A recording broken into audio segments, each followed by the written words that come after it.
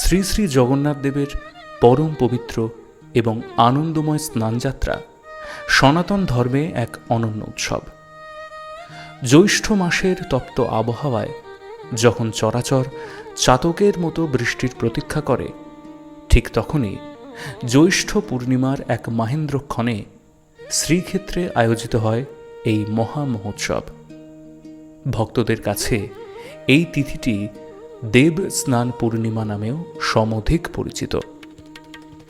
শাস্ত্র ও লোকবিশ্বাস অনুসারে এই বিশেষ দিনটি কেবল একটি উৎসব মাত্র নয়, বরং এটি স্বয়ং পরমেশ্বর ভগবান শ্রী জগন্নাথ দেবের আবির্ভাব তিথি বা পবিত্র জন্মদিন। স্কন্দপুরাণ এবং উৎকলখণ্ডের বর্ণনা অনুযায়ী সত্যযুগে মালবের পরম বিষ্ণুভক্ত রাজা ইন্দ্রদ্যুম্ন যখন পুরীধামে জগন্নাথ, বলরাম ও সুভদ্রা দেবীর দারুব্রহ্ম বিগ্রহ প্রতিষ্ঠা করেছিলেন, তখন স্বয়ং ভগবানের নির্দেশেই এই স্নানযাত্রার সূচনা হয়েছিল। সেই আদিকাল থেকে আজ পর্যন্ত অত্যন্ত নিষ্ঠা এবং রাজকীয় মর্যাদার সাথে এই প্রথা পালিত হয়ে আসছে, যা আপামর বৈষ্ণব ও জগন্নাথ ভক্তদের হৃদয়ে এক বিশেষ স্থান অধিকার করে আছে। পুরীধামের মূল মন্দিরের গর্ভগৃহের রত্নবেদী থেকে বিগ্রহদের স্নান মণ্ডপে নিয়ে আসার মধ্য দিয়েই এই উৎসবের মূল পর্ব শুরু হয়। স্নানযাত্রার ঠিক আগের দিন এক চমৎকার আধ্যাত্মিক শোভাযাত্রার মাধ্যমে জগন্নাথ, বলরাম, সুভদ্রা দেবী এবং সুদর্শন জিউকে অত্যন্ত যত্নে সেবকেরা বহন করে নিয়ে আসেন। ওড়িয়া সংস্কৃতিতে পরম আনন্দের এই রাজকীয় গমনকে বলা হয় পাহান্ডি বিজয়। মন্দিরের এক পাশে বিশেষভাবে নির্মিত অত্যন্ত উঁচু এক বেদিতে বিগ্রহদের স্থাপন করা হয়, যা স্নান মণ্ডপ নামে পরিচিত। এই মণ্ডপটি এতটাই উঁচুতে অবস্থিত যে মন্দির প্রাঙ্গণের বাইরে থেকেও দূর দূরান্তের সাধারণ মানুষ অতি সহজেই দেবতাদের দর্শন করতে পারেন। উৎসবের দিন এই মণ্ডপটিকে ঐতিহ্যবাহী সুগন্ধি ফুল, লতা পাতা, রঙিন পতাকা এবং সুন্দর চাঁদোয়া দিয়ে অপূর্বভাবে সাজিয়ে তোলা হয়, যা পুরো পরিবেশকে এক স্বর্গীয় রূপ দান করে। স্নানযাত্রার অন্যতম আকর্ষণীয় ও রহস্যময় দিক হল এর স্নানের জল সংগ্রহের বিশেষ রীতি। জগন্নাথ দেবের এই মহাপবিত্র স্নানের জন্য পুরী মন্দিরের উত্তর দ্বারের শীতলা দেবীর মন্দিরের কাছে অবস্থিত সোনা কুয়া বা সোনার কুয়ো থেকে জল আনা হয়। জনশ্রুতি আছে এই কুয়োর ওপর কখনো সূর্যের আলো পড়ে না এবং জ্যৈষ্ঠ শুক্লা দশমী তিথিতে ভারতের সমস্ত পবিত্র তীর্থের জল এই কুয়োয় এসে মিলিত হয়।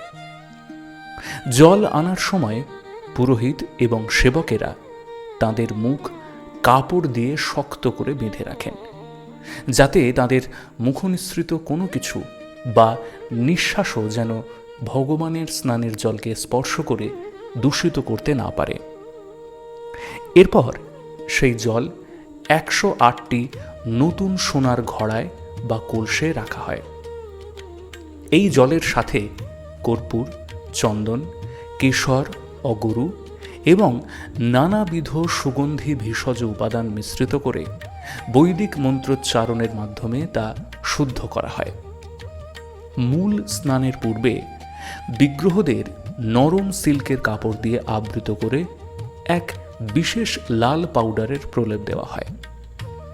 এরপর শঙ্খধ্বনি, করতাল, মৃদঙ্গের আওয়াজ এবং সমবেত ভক্তদের হরিধ্বনি ও কীর্তনের উত্তাল তরঙ্গের মাঝে সেই 108 কলস সুগন্ধি জল দিয়ে দেবতাদের মহাস্নান বা জলাভিষেক সম্পন্ন হয়। ভক্তদের বিশ্বাস, এই স্নান যাত্রা ভক্তি ভরে দর্শন করলে মানুষের আজন্মের সমস্ত পাপ বিনষ্ট হয় এবং অনায়াসেই ভবসাগর থেকে মুক্তি লাভ ঘটে। ঋষি জৈমিনীর মতে এই স্নানযাত্রা দর্শন করলে সমস্ত তীর্থে স্নান করার চেয়েও শতগুণ বেশি পুণ্যফল প্রাপ্তি হয়। মহাস্নানের পর ভক্তদের জন্য অপেক্ষা করে আরও এক পরম বিস্ময়, যা গজবেশ বা গণেশ বেশ নামেই পরিচিত। স্নান পর্ব শেষ হওয়ার পর বিকেল বা সন্ধ্যের দিকে জগন্নাথ ও বলভদ্র দেবকে হস্তিমুখ বিশিষ্ট মস্তক আবরণী পরিয়ে গণেশের রূপে সাজানো হয় এবং সুভদ্রা দেবী ধারণ করেন অপরূপ পদ্মবেশ। এই গজবেশ ধারণের পেছনে একটি অত্যন্ত মধুর ইতিহাস আছে। উৎকলের দার্ঢ্যতা ভক্তি গ্রন্থ অনুযায়ী একবার কর্ণাটক অঞ্চলের গণপতি ভট্ট নামক এক পরম গণেশ ভক্ত পুরীধামে এসেছিলেন। তিনি বিশ্বাস করতেন জগন্নাথ সব দেবতার মূল, কিন্তু স্নান মণ্ডপে এসে নিজের আরাধ্য গণেশ রূপ দেখতে না পেয়ে তিনি কিছুটা ক্ষুণ্ণ মনে ফিরে যাচ্ছিলেন। ভক্তের মনের আকুলতা বুঝতে পেরে দয়াময় জগন্নাথ দেব তাঁকে কৃপা করার সিদ্ধান্ত নেন এবং তৎক্ষণাৎ নিজের রূপ পরিবর্তন করে সুরযুক্ত সহাস্য গণেশ রূপ ধারণ করেন। সেই অলৌকিক দৃশ্য দেখে গণপতি ভট্ট আনন্দে আত্মহারা হয়ে যান। ভক্তের সেই স্মৃতি ও মহিমাকে অমর করে রাখতেই প্রতি বছর স্নান যাত্রার শেষে এই গজবেশের আয়োজন করা হয়, যা জগন্নাথ দেবের বছরের ত্রয়োদশ যাত্রার মধ্যে প্রথম প্রধান বেশ। তবে এই আনন্দের মহোৎসবের ঠিক পরপরই নেমে আসে এক সাময়িক বিরহের ছায়া। জ্যৈষ্ঠের খরতাপে 108 ঘড়া শীতল জলে স্নান করার ফলে এবং অক্ষয় তৃতীয়ার চন্দনের প্রলেপ তোলার পর লোকবিশ্বাস ও লীলা অনুসারে প্রভু জগন্নাথ দেব তীব্র জ্বরে আক্রান্ত হন।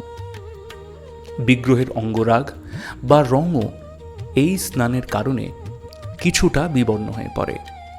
তাই স্নান যাত্রার পর টানা 15 দিন ভগবানকে সম্পূর্ণ লোকচক্ষুর অন্তরালে নিয়ে যাওয়া হয়। এই দীর্ঘ 15 দিনের বিরহকালকে বলা হয় অনাসর বা অবসরকাল। এই সময় মূল মন্দিরে বিগ্রহের পরিবর্তে 3টি সুন্দর পটচিত্র স্থাপন করে পূজা করা হয় এবং ভক্তরা ভগবানের দর্শন থেকে বঞ্চিত থাকেন।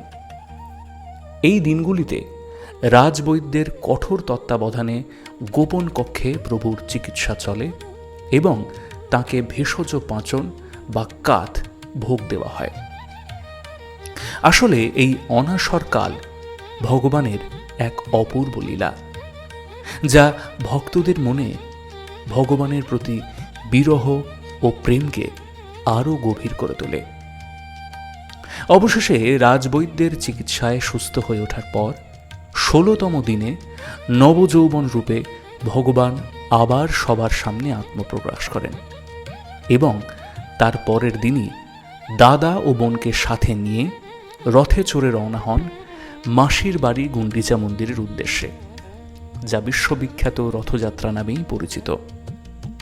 এছাড়াও রামকৃষ্ণ পরিমণ্ডলেও এই দিনটির একটি বিশেষত্ব আছে। শ্রীরামকৃষ্ণের পবিত্র ভস্মাস্তিকে স্বামীজি বলতেন আত্মারাম। এটিকে একটি কৌটোয় রাখা হয় বলে স্বামীজি এর নাম দিয়েছিলেন আত্মারামের কৌটা। শ্রীরামকৃষ্ণের পার্ষদরা আত্মারামের কৌটাকে শ্রীরামকৃষ্ণের প্রতিভূরূপে দর্শন ও পূজা করতেন। এই আত্মারামের কৌটা বরাননগর মঠ, আলমবাজার মঠ, নীলাম্বর বাবুর বাগান বাড়িতে অবস্থিত অস্থায়ী মঠ হয়ে আজ বেলুর মঠের শ্রীরামকৃষ্ণ মন্দিরে অধিষ্ঠিত। শ্রীরামকৃষ্ণের জন্মতিথি, স্নানযাত্রা ও দুর্গাপূজার মহাষ্টমী, বছরে এই 3টি দিন সর্বসমক্ষে আত্মারামকে বের করে আনা হয় এবং তাঁর মহাস্নান ও অভিষেক আদি হয়ে থাকে। বিশেষ করে স্নানযাত্রা তিথিতে এই মহাস্নান দর্শনের জন্য বহু ভক্তের সমাগম হয়ে থাকে এবং এই আত্মারামের মহাস্নানের জল সংগ্রহ করে তাঁরা ধন্য এবং কৃতার্থ হন। স্নান যাত্রার এই সামগ্রিক আয়োজন, বিরহ ও মিলনের চক্রটি মানব জীবন ও অধ্যাত্ম চেতনাকে এক পরম সত্যের মুখোমুখি দাঁড় করিয়ে দেয়।